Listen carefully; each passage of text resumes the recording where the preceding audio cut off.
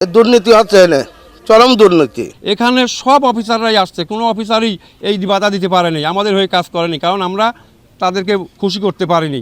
আওয়ামী লীগের নেতারে মনে করেন যে শুকুর আওয়ামী লীগের নেতা ওই পুকুর আবাদ করে, তা আবাদ করার ফলে মনে করেন যে ও পুকুর বাঁচানোর জন্য বলে 20 থেকে 25 লাখ টাকা ঘুষ দিয়েছে টিএনও অফিসারে। শুকুর নিজের মুখে বলেছে, আমাকে বলেছে এই ভাগ্নি আমি এই পুকুর বাঁচাইছি 20 থেকে 25 লাখ টাকা দিয়ে বাঁচাইছি, তাহলে আমি চাষ করবো, চাষ কি তোমরা করবে নাকি? গন্ডগোল করে এই বেলা ওই ছাল বলে যে আমরা 20 লাখ টাকা দিছি। এই ঠিকাদাররা এমনভাবে মাটি কাটছে, আরেক সাইডে মাটি তুলে নিয়ে আসতেছে।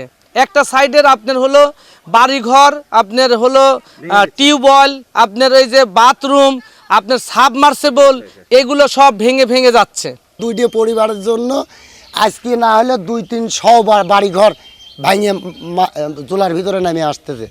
একটা বাড়ির জন্য 50টা বাড়ি ক্ষতি করেছে এই পূব পাশ দিয়ে হচ্ছে এই লাইনটা করি। কেন এই লাইনটা পূব পাশ দিয়ে হবে? লাইনটা হবে নদীর মাঝখান দিয়ে। এটা হচ্ছে নাম করা একটা নদী, যার নাম রত্নাই নদী। সরকার বা রাষ্ট্র কিন্তু ওই সময় 2-4 ফিট কেনে নিল নদী করার জন্যই। উনি তার মতো সে নদী একটা নদী বানিয়ে গেছে।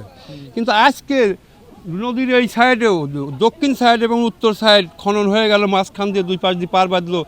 ইনারা কোন সাহসে কাক ধরে কি করে এরম এক সাইড দিয়ে গরিব মানুষের ক্ষতি করে যাচ্ছে, আমার বাড়ি ঘর ভেঙে যাচ্ছে। এই একটা বাড়ির জন্য 50টা বাড়ি ক্ষতি করেছে এই পূব পাশ দিয়ে হচ্ছে এই লাইনটা করি। কেন এই লাইনটা পূব পাশ দিয়ে হবে? লাইনটা হবে নদীর মাঝখান দিয়ে। আমরা সরকারের কাছে চাই যে আমার এই নদীরা খনন করবি মাঝখান দিয়ে এবং আমাদের 2 পাশে পার বাঁধে মানুষের চলার গতি বা সুবিধা করে দিতে যেতে হবে। এখানে সব অফিসাররাই আসছে, কোনো অফিসারই এই বাধা দিতে পারেনি, আমাদের হয়ে কাজ করেনি, কারণ আমরা তাদেরকে খুশি করতে পারিনি। আমার বাড়ির নিচে ভেঙে গেছে 4 হাত, আমার বাড়ির নিচে আমার জায়গা দিয়ে পার বাঁধেছে। কেন আমার জায়গা দিয়ে পার বাঁধবি? রাষ্ট্রের আইন আছে, তার জায়গা পুকুর করুক আর খাল করুক, তার জায়গা দিয়ে সর্বোচ্চ 4 ফিট পার বাঁধতে হবে। কিন্তু তারা তো পার করেনি, তারা আমাদের জায়গা দিয়ে পার করে গেছে। আমরা গরিব মানুষ, 2 শতক 4 শতক জমির উপর বাস করি, তাহলে আমাদের এই জমি বিলীন হয়ে গেলে আমরা থাকবো কার কাছে? আমাদের এই যে রত্নাই নদী মালিকাছা ইউনিয়নের মনে করেন যে তারা মসজিদ হইতে আতাল্লাপুর হয়ে ওইদিকে হচ্ছে লেগা তারা ভাষা বিল ওই পর্যন্ত নদী খনন হওয়ার কথা, কিন্তু নদী ওই দিক দিয়ে খনন ঠিকই হয়েছে রামচন্দ্রপুর আসে সারে। আমাদের এই ব্রিজের এইখান থেকে এইটুকে পুরা বার্গেটিং নদী মনে করেন যে খননের কাজে আরও খাল খনন হচ্ছে, যাতে আওয়ামী লীগের নেতারে মনে করেন যে শুকুর আওয়ামী লীগের নেতা ওই পুকুর আবাদ করে, তা আবাদ করার ফলে মনে করেন যে ও পুকুর বাঁচানোর জন্য বলে 20 থেকে 25 লাখ টাকা ঘুষ দিয়েছে টিএনও অফিসারে। শুকুর নিজের মুখে বলেছে, আমাকে বলেছে এই ভাগ্নি আমি এই পুকুর বাঁচাইছি 20 থেকে 25 লাখ টাকা দিয়ে বাঁচাইছি, তাহলে আমি চাষ করবো, চাষ কি তোমরা করবে নাকি? সামনে দিয়ে কাটেছে ঠিক আছে, মানুষকে বোঝাইছে যে সামনে মানে ভালো সুন্দর করে কাটে গেছে, কিন্তু ওই পিছন সাইডে গিয়ে আমাদের বাড়ির পাশে মানে নারায়ণপুর ওই সাইড দিয়ে এরকম চিকন একবারে চিকন করে মনে হচ্ছে যে মানে পানি যাবে, জাস্ট পানি, মানে যেমন হচ্ছে কেলান দিয়ে পানি যায় না, ওই যে ডিপটি কলের পানি ছাড়ে সেম ভাবে ওরকম করে ওই কিনার দিয়ে ওরকম করে কাটে গেছে।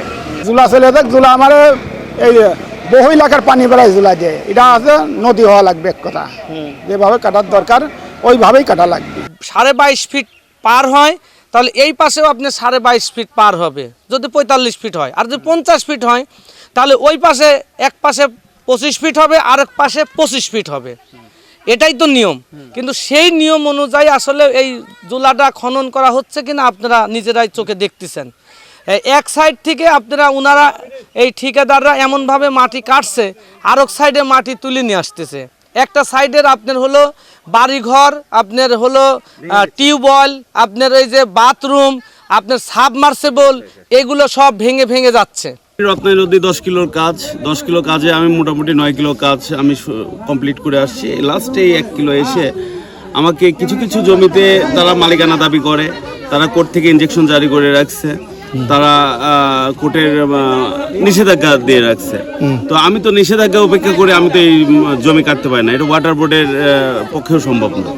তো আমাদের যতটুক আমাদের লেন ধরে আসা আছে, আমরা ওই অনুযায়ী আমরা কেটে যাচ্ছি। তো এলাকার জনগণের তাদের বাড়িঘরে সমস্যা দেখাচ্ছে, এই সমস্যা ফেস করতেছে। তা আমরা যারা নিষেধাজ্ঞা দিয়ে রাখছে তাদের সাথে আমরা কথা বলার চেষ্টা করতেছি, তারা যদি নিষেধাজ্ঞা উপেক্ষা করে তারা নিষেধাজ্ঞা তুলে নেয়, দেন আমরা তাদের এই সমস্যাটা আমরা সমাধান করতে পারবো।